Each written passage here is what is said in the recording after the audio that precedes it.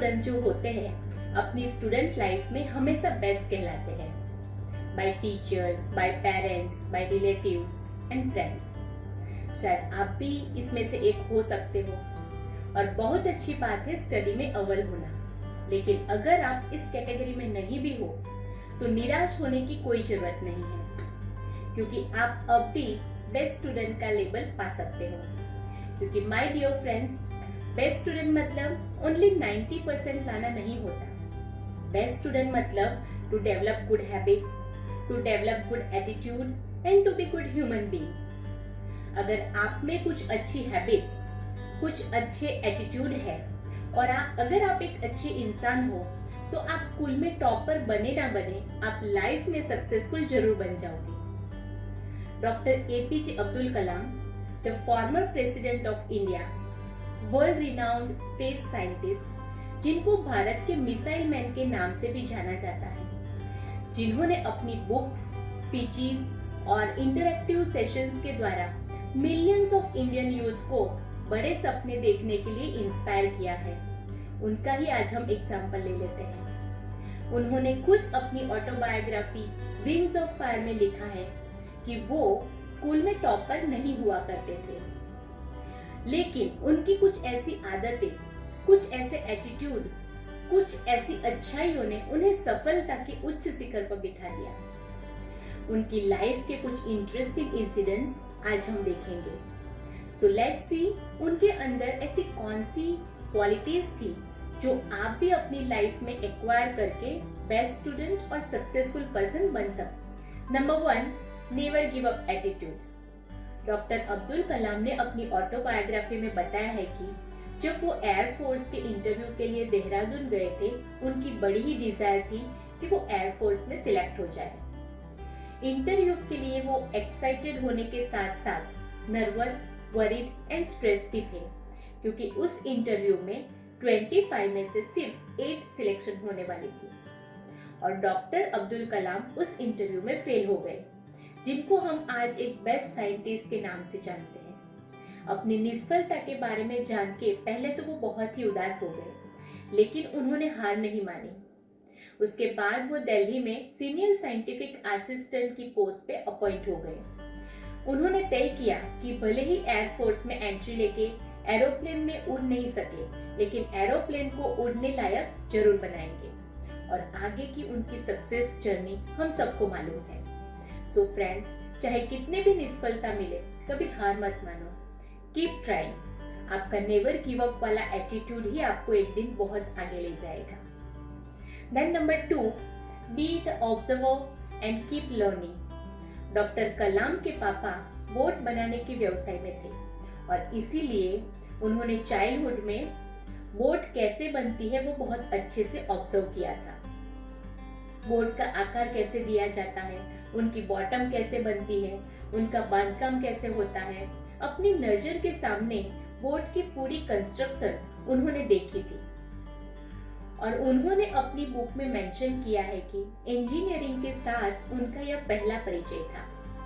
Future में missile और rocket बनाने जैसी इंजीनियरिंग में, बहुत सारे साइंटिफिक रिसर्च में उन्हें चाइल्डहुड की यह लर्निंग, यह प्रैक्टिकल नॉलेज बहुत काम आई और उन्हें भारत के मिसाइल मैन का खिताब दिलवाया। उन्होंने यह भी उल्लेख किया है कि मुश्किल टाइम में कैसे हिम्मत दोगुनी करके काम को पार उतारा जाए, वो उन्होंने अपने पापा से सीखा था। और उनकी एरोस्पेस साइंस की जर्नी में कई बार कठिनाइयां आती थी। एक तरफ मिसाइल का काउंटडाउन शुरू हो चुका हो और लास्ट मोमेंट पर खराब हवामान की वजह से उनका पूरा प्रोग्राम डिस्टर्ब हो जाए, तब अपने बचपन के इंसिडेंट याद करते थे कि कैसे उनके पापा कुदरत की ताकत को स्वीकार करके जिंदा दिली से हर एक लड़ाई को सफल बनाते थे।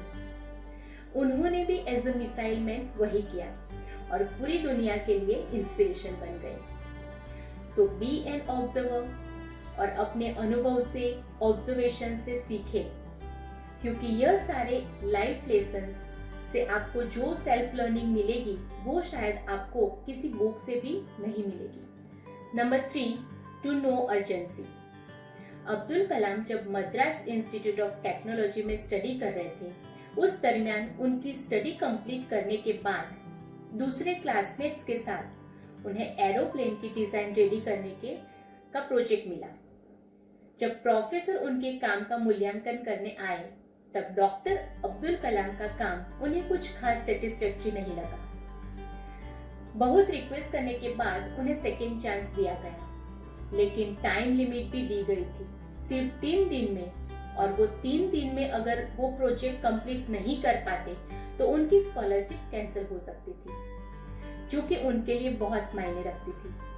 वो स्कॉलरशिप के बिना उनका आगे स्टडी करना मुश्किल था। तब उन्होंने काम की अर्जेंसी को समझा और बिना खाए पिए दिन रात मेहनत करके 3 दिन में बेस्ट प्रोजेक्ट बनाया।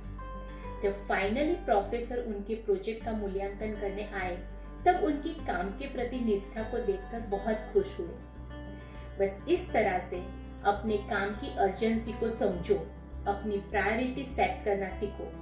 अगर डॉक्टर अब्दुल कलाम ने उस दिन काम की अर्जेंसी को ना समझा होता तो शायद वो इस काम को नहीं कर पाते और आज हमारे लिए इंस्पिरेशन ना होती। Then number 4, adjustment in any situation. Delhi में उनकी सीनियर असिस्टेंट की अपॉइंटमेंट के दरमियान उनको Kanpur aircraft armament testing unit में भेजा गया। Kanpur was a crowded city in those days. औद्योगिक शहर में रहने का उनका यह पहला अनुभव था। कोल्ड वेदर, भीड़ भाड़, कोलाहल, यह सब उनके रामेश्वरम के पीसफुल वातावरण से बिल्कुल अलग था। वहाँ का फूड भी उन्हें बिल्कुल पसंद नहीं आता था और ये सारी चीजें एडजस्ट करने में उन्हें बहुत दिक्कतें आती थी। आगे की उनकी जर्नी उन्हें बेंगलुरु ले गई। वहाँ पर भी अपने रामेश्वरम की लाइफ को वो बहुत ही मिस करते थे, लेकिन अपना करियर बनाने के लिए वह नए वातावरण में एडजस्ट होना सीख गए और उन्होंने आगे जाकर इतिहास रचाया। सो अगर लाइफ में आगे बढ़ना चाहते हो तो learn to adjust in any situation. उनकी 5th क्वालिटी थी great respect for parents and teachers. जैसे कि हमने देखा कि अपनी हायर स्टडीज के दरमियान अपने होम टाउन रामेश्वरम से वो बहुत ही दूर थे और नए वातावरण में एडजस्ट करना उनके लिए बहुत ही मुश्किल था, लेकिन वह जानते थे कि उनके पापा ने उनकी सक्सेस के लिए बहुत ही बड़े सपने देखे थे। इसलिए उन्होंने सोचा कि भले ही वो रामेश्वरम की सलामती, आराम और परिचितता से दूर है, लेकिन अपने पेरेंट्स ने उनके लिए जो ड्रीम्स देखे थे उसे फुलफिल करना उनका फर्ज था और इसीलिए अपने पेरेंट्स के खातिर कोई भी सिचुएशन में एडजस्ट करने के लिए वो रेडी थे। सेम वे उनको अपने टीचर्स के लिए भी उतना ही रिस्पेक्ट था। स्टूडेंट्स लाइफ में टीचर्स से जो लाइफ लेसन्स मिले, जो एनकरेजमेंट मिला था, उसके लिए वो हमेशा ग्रेटिट्यूड व्यक्त करते थे। उनके साइंस टीचर शिव सुब्रमण्य अय्यर जो उनको हमेशा कहते थे, कलाम, मैं आपको शहर के उन एजुकेटेड एंड हाईली टैलेंटेड लोगों की समकक्ष देखना चाहता हूँ। It was great encouragement to doctor Kalam, जो कि रामेश्वरम के एक छोटे से टाउन में रहने वाले एक स्टूडेंट थे। रामनाथपुरम में उनके महान शिक्षक सोलोमन उनके आदर्श थे।